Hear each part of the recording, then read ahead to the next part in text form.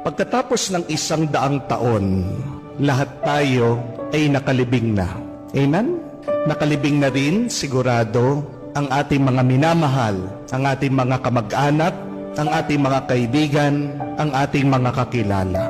At pagkatapos ng 100 taon, iba na rin ang mga tao na nakatira sa ating mga bahay, sa ating mga tahanan na kung saan pinaghirapan nating pagawa at patayo. May mga ibang tao na rin ang magmamay-ari ng mga bagay ng ating mga inipon. Pagkatapos ng 100 taon, ang kotse na binayaran natin at inutang, wala na rin. Maaaring ito ay scrap, lata na, tinapon, o baka inilibing na rin. Pagkatapos ng 100 taon, yung ating trabaho na pinagpaguran, ini-stress, palaging iniisip, binigay na sa iba. O maaaring ang kumpanya na ating pinasukan ay wala na rin. Pagkatapos ng 100 taon, yung mga kaaway natin na kinaiinisan, nakabaon na rin. At pagkatapos ng 100 taon, kahit ang ating mga kaapu-apuhan, hindi mat tayo maaalala, makikilala, o matatandaan. Pagkatapos nating mamatay, larawan na lang tayo. Makikita sa album, sa picture, nakasabit sa dingding. Maaring makikita tayo, dadaan tayo sa Facebook feed ng ibang tao, pero hindi na tayo kilala. Pagkatapos ng 1 dekada, mawawala na rin ang ating mga larawan, ang ating mga alaala. Kung maiintindihan natin ang ating kinabukasan na mawawalang kwenta lahat ng ating mga inaalala dahil may katapusan na ang lahat, hindi ba magiging mas masaya tayo ngayon? Yung ating mga takot ngayon, pagkatapos ng 100 taon, wala na yan.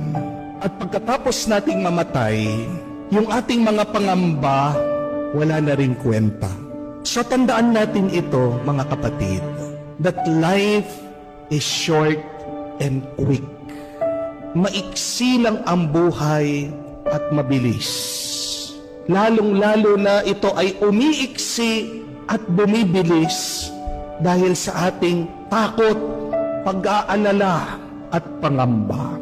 Do not make your life shorter and quicker because of your constant worrying, panicking, and fearing. Baka sa huli, magsisi ka na inubos mo ang iyong buhay sa kakaisip at sa pag-aalala. Jesus is challenging us to live life to the fullest, to make most of our life here on earth.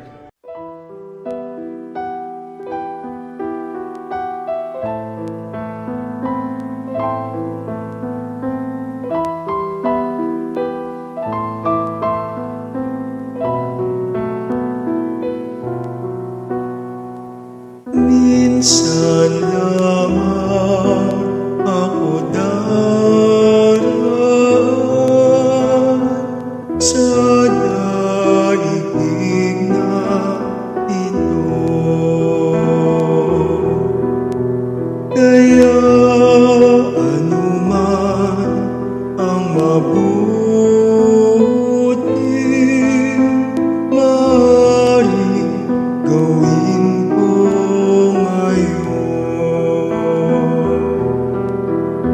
o anumang kabuti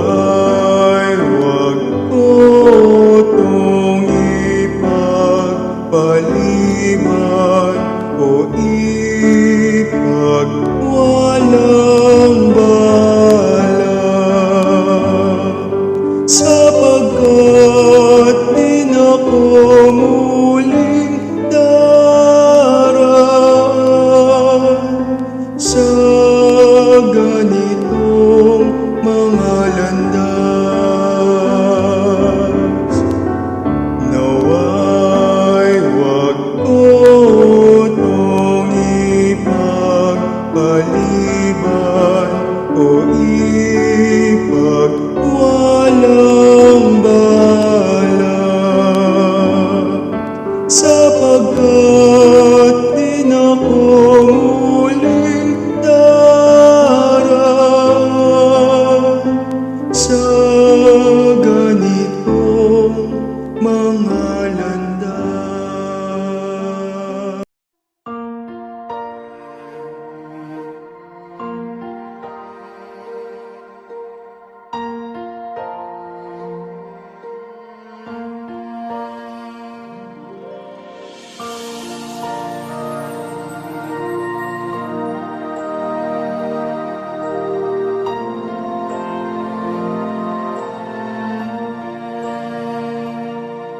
Mahiwaga ang buhay ng tao.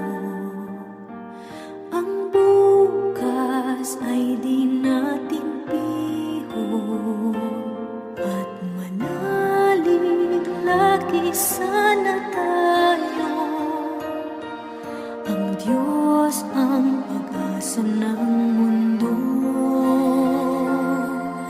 Pag-ibig sa ating kapwa-tao at laging magmahalan tayo.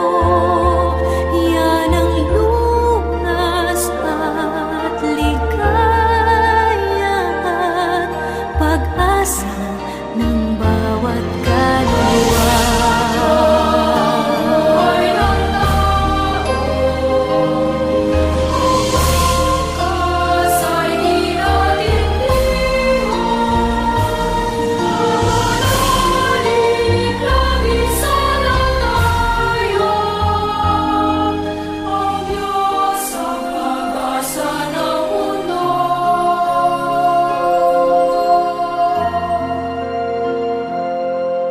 Pag-ibig sa ating kapwa-tao at laging magmahalan tayo. Yan ang lunas at ligaya at pag-asa ng bawat kaluluwa. Yan ang hiwaga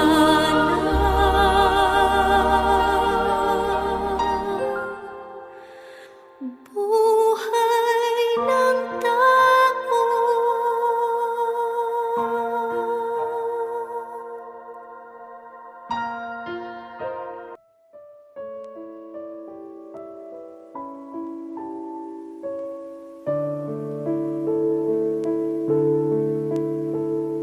Katulad ng lupang tigang,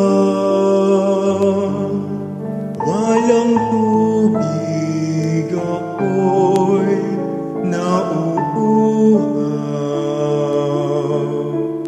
O Diyos, ang kitang tunay, sa iyo ako'y nauuhaw.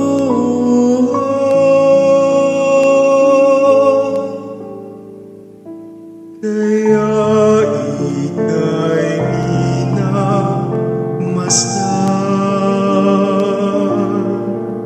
doon sa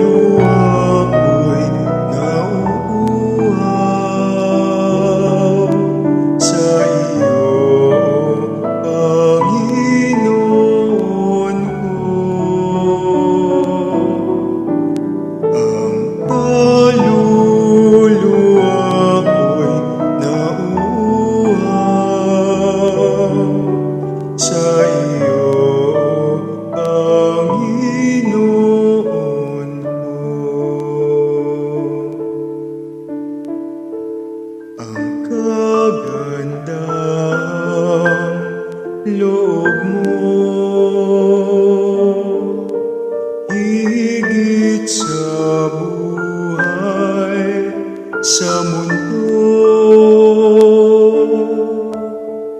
Kaya ako'y magpupuri,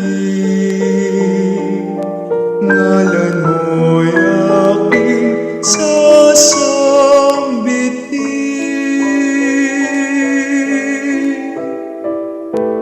Ang kaluluwa ko'y nauuhaw sa iyo, Panginoon ko. Ang kaluluwa ko'y nauuhaw sa iyo, Panginoon ko.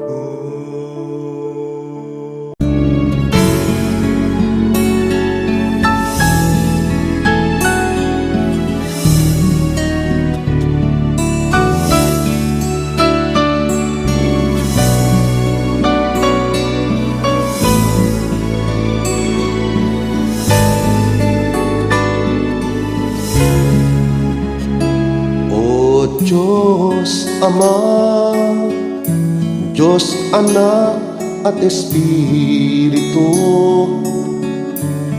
patawarin mo sana ang isang tulad ko.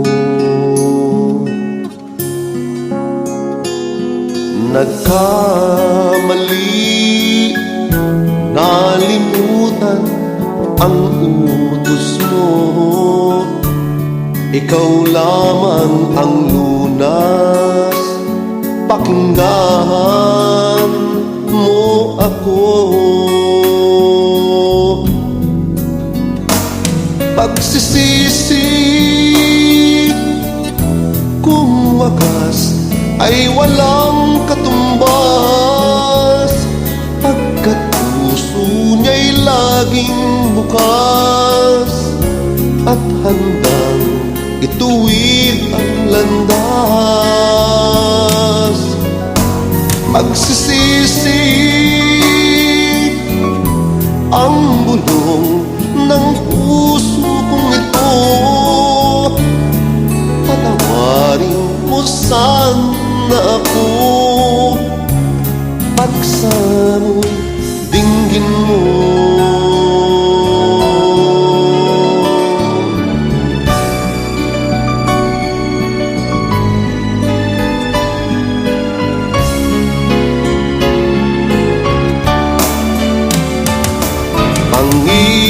Panginoon, alay ang panalangin ko. Buhay ko ay baguhin, isip ay iwasto.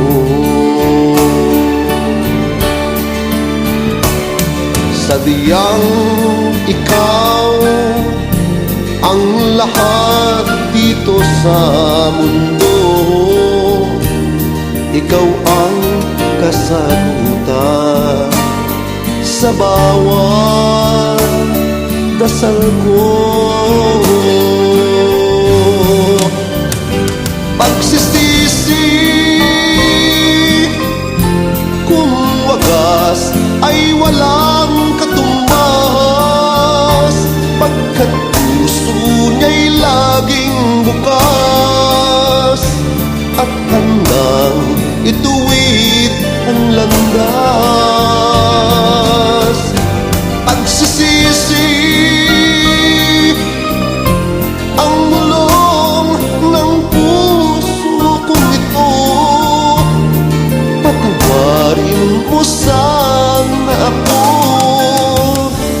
Paksa mo'y dinggin mo.